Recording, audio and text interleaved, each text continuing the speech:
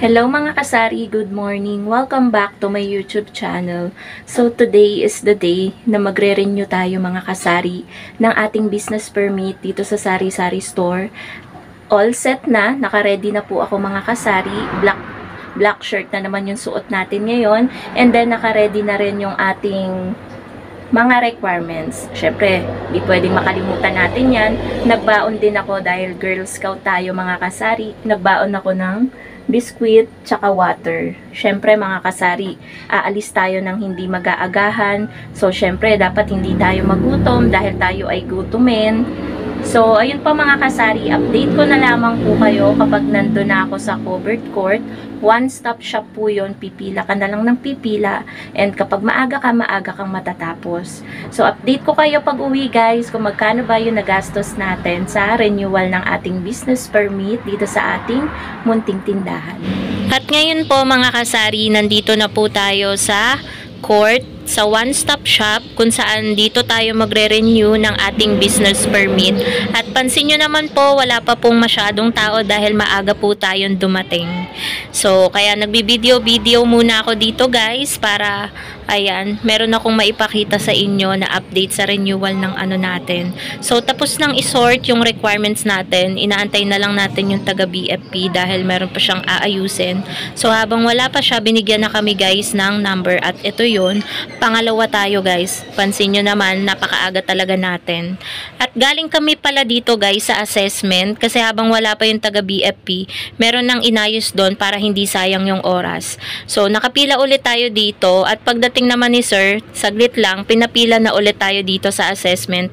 At yan na nga, nalaman ko na dyan yung kung magkano yung ating babayaran. At ayan nga, dito sa ano na to, tayo ay magkakaubusan na ng kaperahan dahil nagbabayad na tayo dyan. Sukli na lang yung inaantay natin. And after dito guys, dito na agad tayo sa releasing. Dito natin aantayin yung ating mayor's permit, yung sticker natin, yung sanitary permit, at barangay business clearance or business permit. So, saglit lang naman ako dyan mga kasari nagantay and after that, umuwi na ako. 1 hour later. Hello sa inyo mga kasari. So, ayan po, nakauwi na po ako ng Sari-Sari Store. Tapos na po tayong mag-renew ng ating business permit. So, ngayon guys, isi-share ko na sa inyo kung magkano ba yung nagastos ko sa renewal ng business permit natin ngayong 2025. So, isa-isahin ko sa inyo. Disclaimer lang po mga kasari, iba-iba po tayo ng halaga ng pinagbabayaran kasi iba-iba naman po tayo ng lugar. So, hindi po tayo magkakaparehas ng halaga ng ating business permit. So,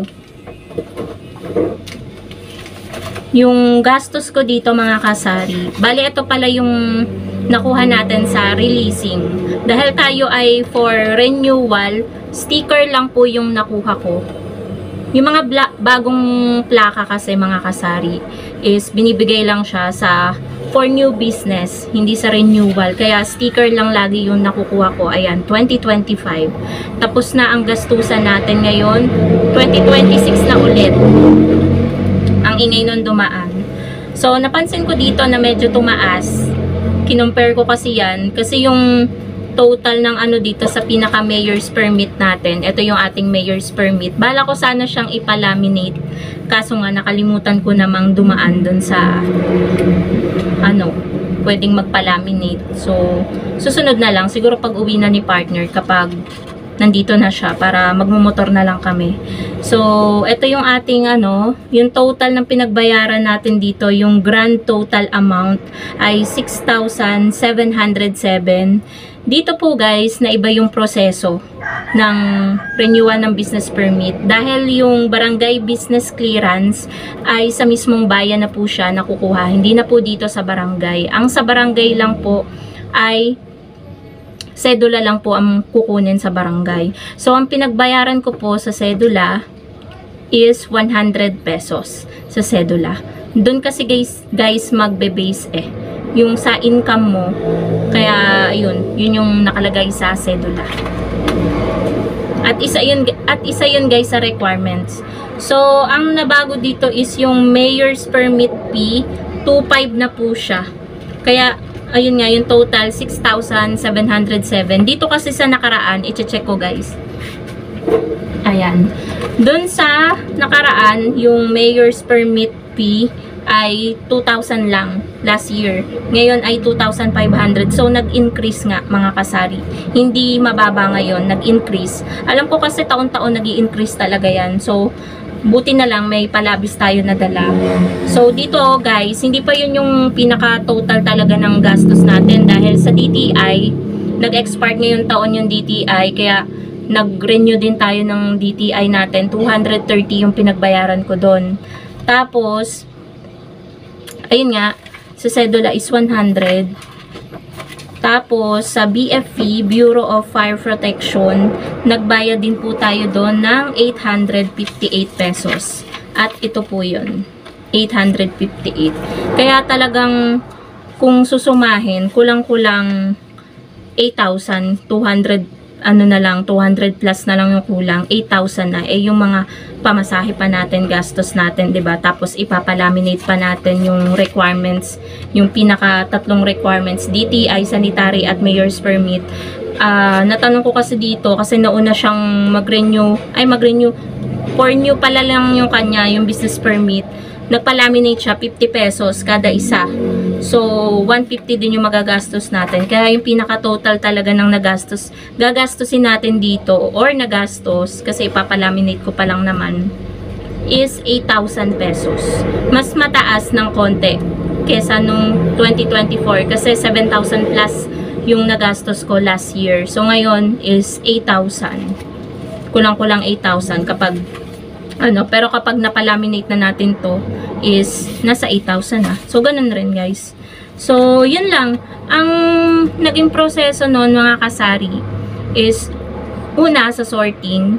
After sa sorting, sa assessment, pinapunta kami kasi wala pa yung sa BFP dito sa tabi ng sorting eh.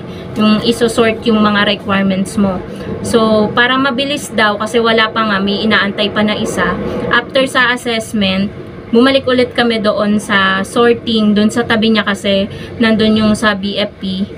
Chine-check nila, meron silang binigay na papel. So, after doon, pinapila ulit kami sa assessment, bumalik ulit kami. After noon, sa payment na, tapos BFP, tapos releasing na. So, yun yung naging proseso guys ng renewal ng ating business permit. Mabilis lang, mga 1 oras lang akong nag-renew ng business permit. Kaya lang ako nagtagal bago umuwi. Dumaan ako sa Save More, namili din ako ng very very light. Yung mga alam kong mura na paninda na pwedeng pantindahan. Tulad ng pansit canton, mga konting delata. Ayan, namili ako mga Argentina giniling, Rino, Pure Foods luncheon meat. Ayan, namili ako mga napkin kasi medyo mura din naman sa Save More ng konti sa ibang items. Kaya, i-check nyo guys kung pantindahan. I-check nyo yung presyo. May nakalagay naman kapag mamimili kayo sa Save More. So, yun lang naman mga kasari yung naging process ng ating renewal of business permit. Ang maganda talaga, siguro, kalagitnaan pa lang ng 2025, mag-start ka ng mag-ipon. Or kaya, simula ngayon, mag-ipon ka na pa 20-20, 50 pesos a day para sa susunod na renewal ng business permit 2026, hindi na masakit sa bulsa. Naka-ready na yung pang-renew natin ng business permit kasi nga taon-taon nagtataas. So, yun lamang po mga kasari. Thank you so much for watching and happy selling po sa inyong lahat. So, yan po yung naging process ng ating renewal of business permit 2025. Bye guys!